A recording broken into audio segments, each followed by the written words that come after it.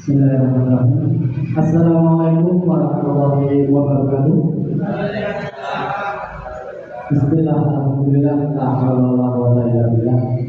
Kepada yang berhormat Ibu Siti Istiani, SPD MPD, sebagai mentor orientasi pegawai pemerintah dengan sistem kuota P3K tahun 2024. Kepada yang berhormat teman-teman P3K tahun 2024 yang seangkatan dalam pelaksanaan orientasi ini.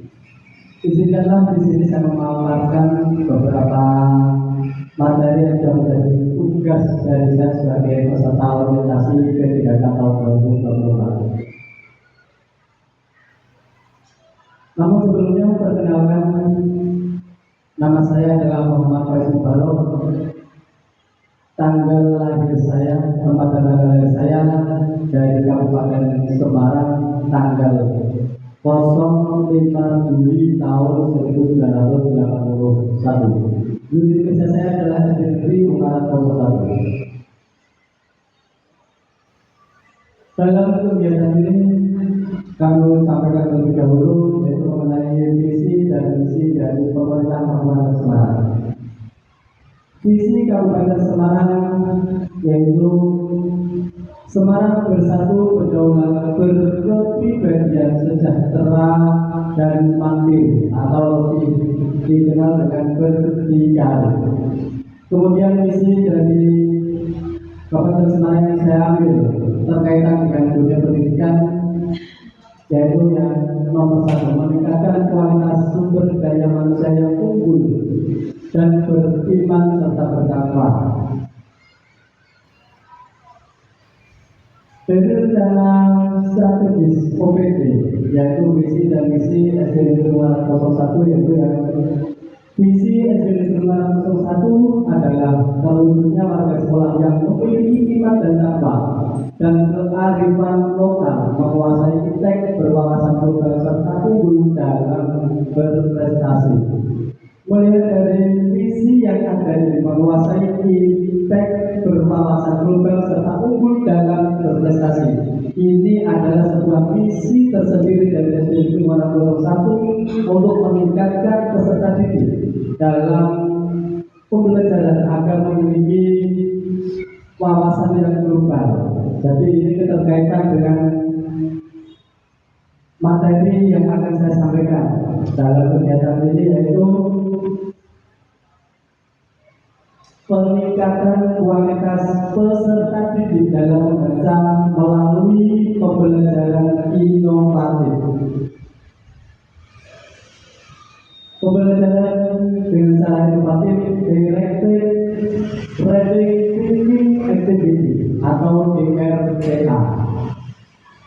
Bapak Ibu yang berhormati, latar belakang dari saya mengambil tema ini adalah saya melihat kurangnya peserta didik dalam membaca. Nah, ada beberapa teknik yang akan kami sampaikan nanti di sini terkait dengan DRTA. Itu terkait dengan materi yang saya ambil. Ini adalah satu trik dalam membaca cepat, yaitu bisa lebih kita kenal dengan teori buka tutup. Artinya apa? Kita membukakan sebuah buku kepada siswa, suruh membaca sekilas 1, 2, sampai 3 kali, kemudian kita tutup.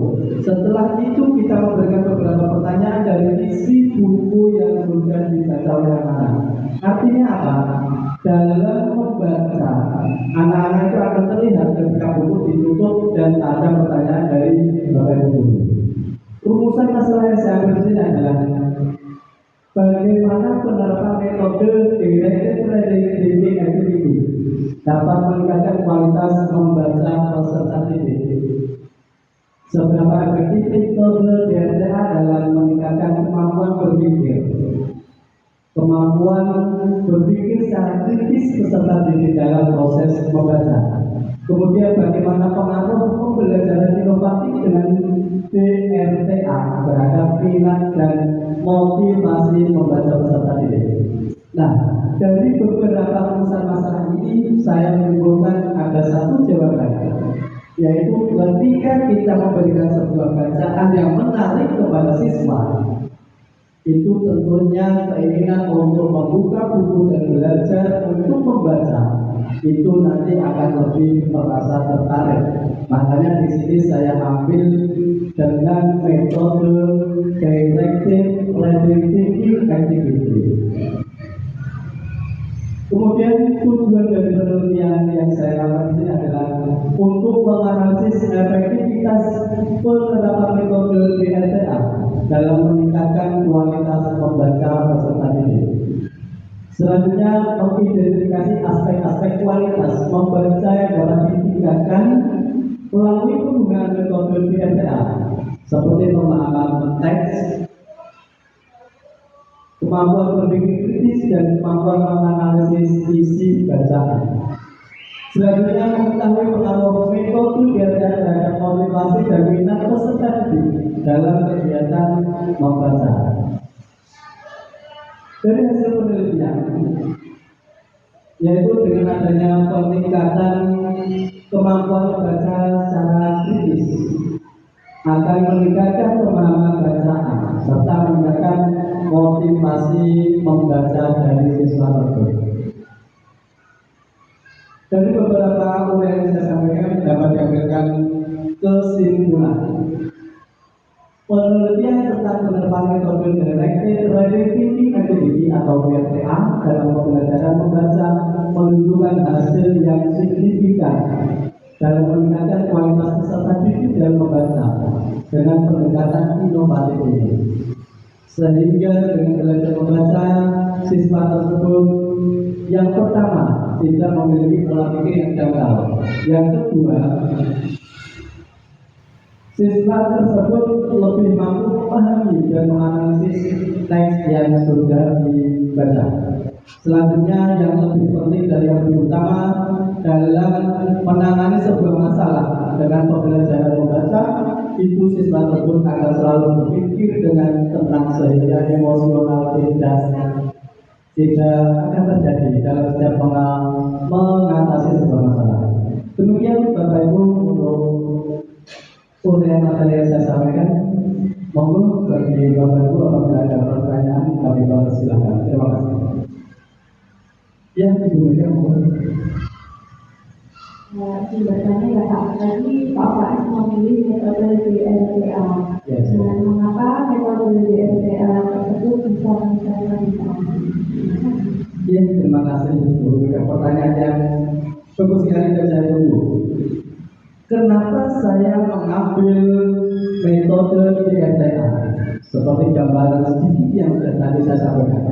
Satu contoh, ketika kita memberikan sebuah materi, misalkan buku kepada anak, buku tentang motivasi kesuksesan masa depan, contohnya seperti buku B.J. Habibie dan lain sebagainya.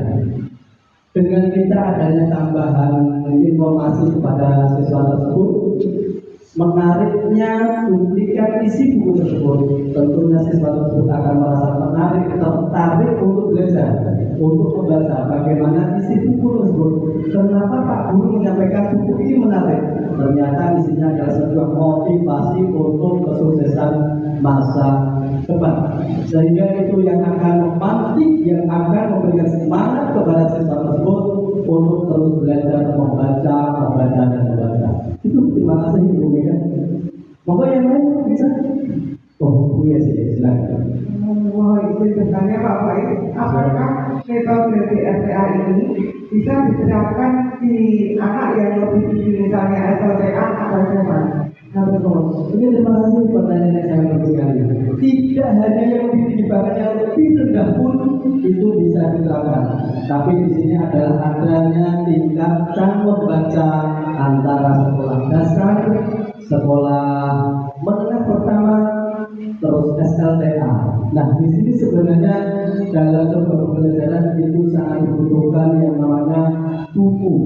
Nah, buku ini adalah tentunya akan ada jenjang-jenjang pemikiran bagaimana buku pembelajaran yang harus kami sampaikan kepada sekolah yang tingkat dasar, yang tingkat menengah, tingkat pertama, dan bahkan ini juga bisa diterapkan dalam lingkup universitas atau mahasiswa. Itu Ibu, terima kasih. Ada pertanyaan lagi? Coba. Dari Ibu selaku pemimpin, mohon berbicara dulu. Oke. Karena di metode DLTA itu kan tulisnya untuk aktivitas membaca dan bacaan berpikir terarah. Iya. Bisa sedikit diceritakan implementasinya apa? Gitu. Ya, siap. Terima kasih Ibu. Untuk langkah-langkah yang saya tempuh di sini adalah yang pertama, kita harus bisa mengetahui sejauh mana tingkat kemampuan anak tersebut dalam membaca. Itu satu. Kenapa? Dengan kita mengetahui, artinya kita akan bisa mengambil sebuah tema apa yang akan kita sampaikan kepada siswa tersebut untuk dibaca. Biar lebih menarik. Satu contoh, ketika siswa tersebut belum bisa membaca, namun kita terapkan ilmu membaca dengan teknik DLTA, itu tentunya akan kesulitan. Itu yang pertama, kita menganalisis dari kemampuan siswa tersebut. Yang kedua, kita memilih tema yang akan kita sampaikan untuk dibaca oleh anak-anak kita, untuk peserta didik. Ketika kita sudah bisa menentukan sebuah tema yang tentunya menarik antara kelompok 1, kelompok 2, kelompok 3 dengan kemampuan pola pikir yang berbeda, itu kita akan bisa menentukan bagaimana ketertarikan siswa tersebut untuk mempelajari sebuah tema dari buku yang sudah ditarik. Dan yang ketiga, yang selanjutnya yaitu dengan adanya beberapa tahapan, mulai dari pengamatan, pengambilan tema, terus kita praktek membaca. Dengan praktek membaca ini adalah sesuai dengan dahulu ekonomi kuno, ya. Membaca adalah jendela dunia. Jadi kita buat siswa tersebut agar lebih tertarik dengan bacaan buku yang sudah kita sampaikan. Itu, terima kasih. Baik, untuk metode ini di ETA itu sebenarnya memang inovasi. Namun tadi ketika di paparan itu boleh belum menemukan penerapan yang berakal itu terdapat di mana, tidak ada di laporan juga belum ada. Nanti bisa direvisi lagi. Artinya di sini kan tadinya untuk penerapan berakal yang ini. Nah, terima kasih, kita beri aplaus untuk Bapak Ibu. Terima kasih, sekian dari saya. Apabila ada kurangnya, saya mohon maaf yang sebesar-besarnya. Sekian, wassalamualaikum warahmatullahi wabarakatuh.